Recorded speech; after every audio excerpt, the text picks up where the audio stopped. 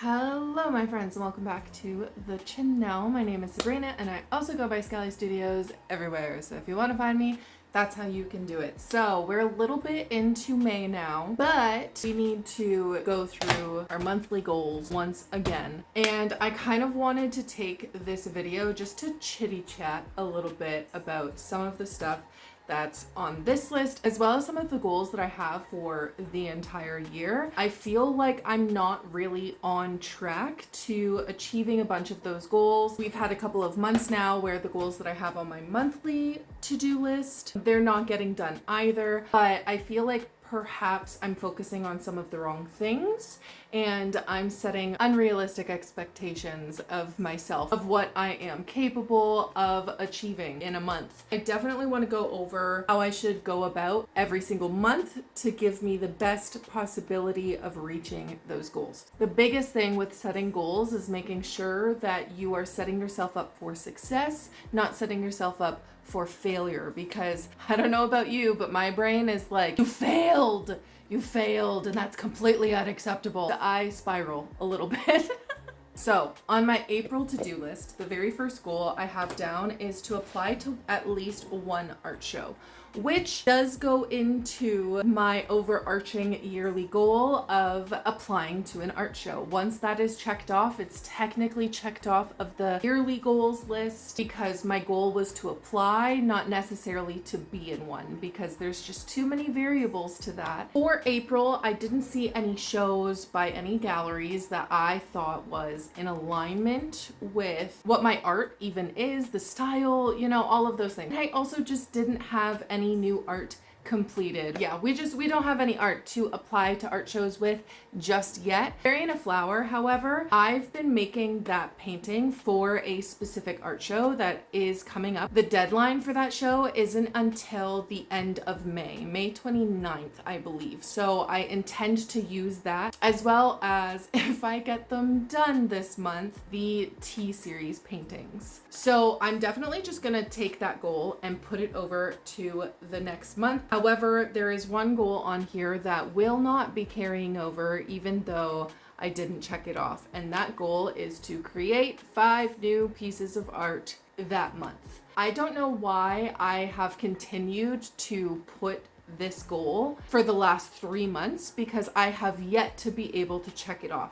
And to kind of go into my thinking a little bit, I believe it's because I know about myself that most of my paintings have taken me somewhere between 9 and 15 hours to paint. So if we look at how many days are in a month, I thought that would be realistic, but it's not, because there's so much more that goes into creating a piece of art than just painting it. And I think that began because I had that month where I did my whimsical critters, and I also was creating new art for stickers. So I feel like because I did that one month, I'm like, oh, I should be able to create 5 new pieces of art every single month. It's unrealistic to put that expectation on myself every single month of like, girl, you gotta make 5 new pieces of art this month. No, it's ridiculous. So she's going.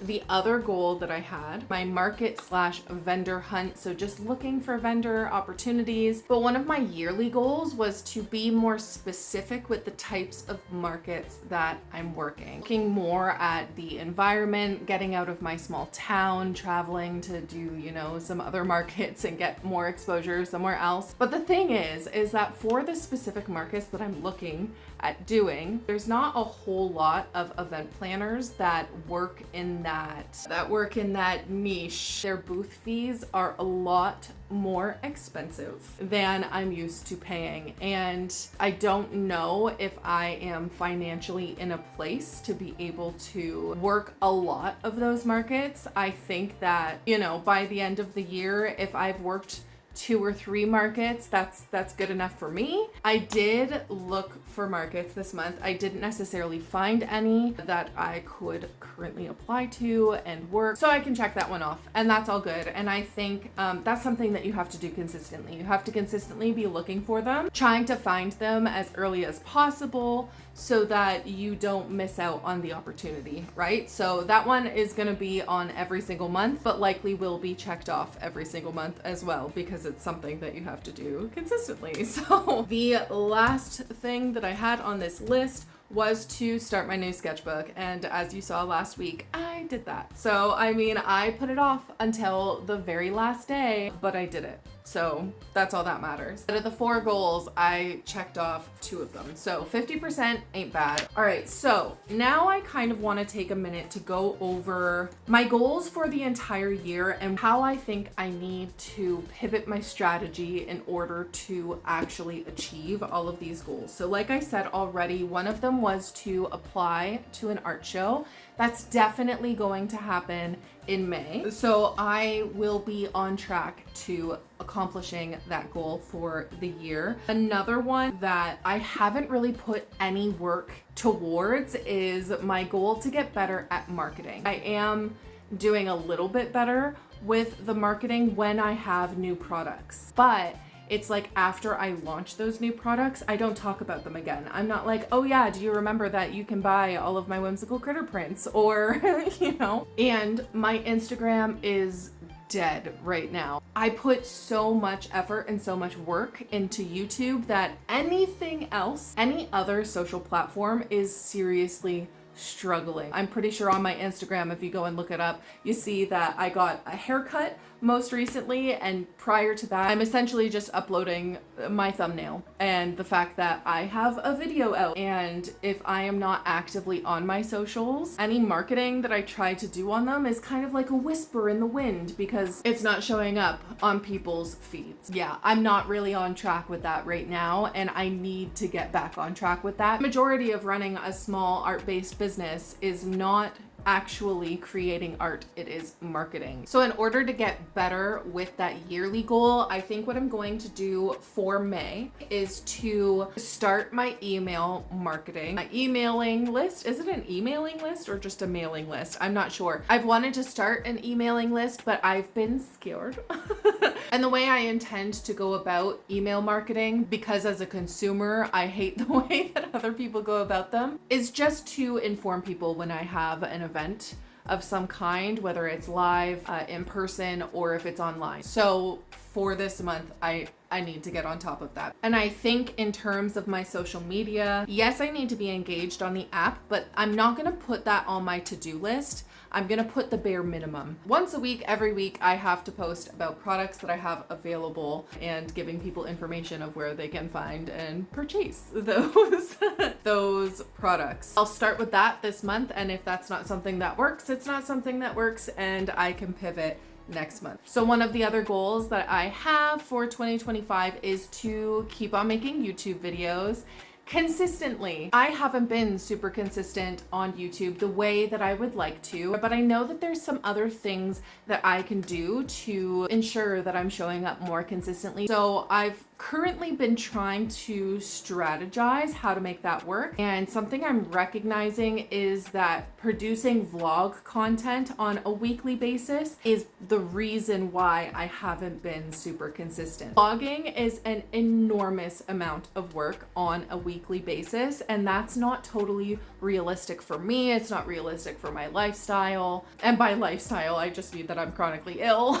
So I don't want to stop vlogging altogether. I absolutely will be continuing to do the vlogs. I just don't know if it's realistic for me to be vlogging every single week. That builds up a lot of footage that also needs to be edited. So the last week or so, I've been trying to come up with ideas of how to pivot. And I think one of those ways is kind of flip-flopping between a talking head video like this and doing a vlog where I'm just sitting and chatting with you, or maybe it's I'm working in my sketchbook like I did last week, because I'm not going to be sitting here talking to this camera for 6 hours straight and then having to cut that down. So that's something that I'm going to put on my May to do as well, is to come up with some strategies so I'm able to show up consistently on YouTube. So lots of brainstorming and that kind of stuff. We're not going through every single one of the goals that I had for the year, but just some things that I need to focus on a little bit more. And the last one of that was